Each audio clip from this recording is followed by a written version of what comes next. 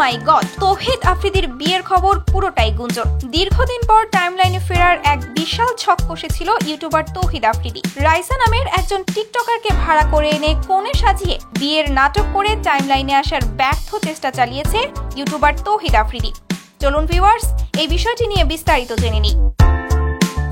মূলত হাসিনা পালানোর পর কোনোভাবেই ক্যামেরার সামনে আসতে পারছিল না এই ইউটিউবার। এছাড়া হাসিনার পক্ষ নিতে গিয়ে বিশাল সংখ্যক ফ্যান ফলোয়ার হারিয়েছে এই ইউটিউবার তৌহিদ আফ্রিদি। সকলেই যেন আজও তাকে নিয়ে ছিছি করে বেড়াচ্ছিল। এতে করে একেবারেই ডাউনের পথে ছিল তার ইউটিউব চ্যানেল। এমনকি সামাজিক যোগাযোগ মাধ্যমেও সকলেই যেন ভুলতে বসেছিল তাকে। কিন্তু এভাবে আর কতদিন? তাই তো এক বিশাল ছক কষল এই কন্টেন্ট ক্রিয়েটর। জানা যায় কোনো উপায় না পেয়ে এক পর্যায়ে রাইসা নামের একজন টিকটকারকে হায়ার করে সে। মোটা অঙ্কের টাকা খাইয়ে রাজি করায় কোণে সাজতে, আর তারপর ইচ্ছাকৃত ভাইরাল করা হয় এই সমস্ত ছবিগুলো, যাতে করে খুব সহজেই আবারও টাইমলাইনে আসতে পারে এই ইউটিউবার। নিশ্চয়ই এই ঘটনা ছড়িয়ে পড়ার পর সাংবাদিকরা তাকে নিয়ে বিভিন্ন নিউজ করবে এবং তার ইন্টারভিউ নেওয়ার চেষ্টা করবে। এর মাধ্যমে বিশাল এক কামব্যাক করতে পারবে তিনি। স্বাভাবিকভাবেই সকলেই তার রাজনৈতিক বিষয়টাও ভুলে যাবে এবং আলোচনায় চলে আসবে তার এই বিয়ের খবর। মোটামুটি বেশ ভালোই একটা ছক কষেছিল সে।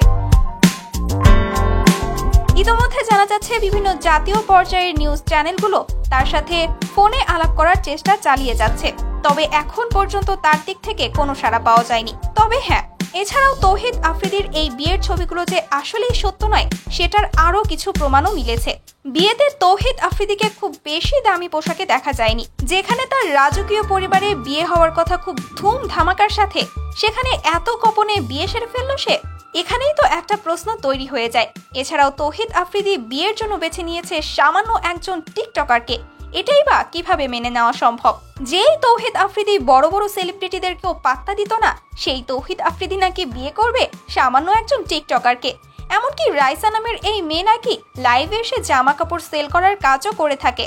অর্থাৎ এই সব কিছু থেকে একটা স্পষ্ট ধারণা পাওয়াই যায় যে তৌহিদ আফ্রিদির এই বিয়ে আসলে সত্য নয়। এছাড়া তার সবচেয়ে প্রিয় বন্ধু অর্থাৎ চিত্রনায়িকা দিঘিকেও কিন্তু দেখা যায়নি তার বিয়ের অনুষ্ঠানে। এটাই বা কিভাবে মেনে নেওয়া যায়? সবকিছু মিলিয়ে দর্শকদের সাফ কথা, তৌহিদ আফ্রিদি আসলে বিয়ে করেননি। এই সবকিছুই আসলে টাইমলাইনে আসার একটা ষড়যন্ত্র করেছে সে। যদিও দর্শকদের এই সমস্ত কথারও তেমন কোনো সত্যতা মেলেনি। তো ভিউয়ার্স, আপনাদের কাছে কি মনে হয়? আসলেই কি তৌহিদ আফ্রিদি বিয়ে করেছে, নাকি সমস্তটাই এই টাইমলাইনে আসার একটা কৌশল? জানিয়ে দিবেন আপনার গুরুত্বপূর্ণ মতামতটি ভিডিওর কমেন্ট বক্সে। ধন্যবাদ।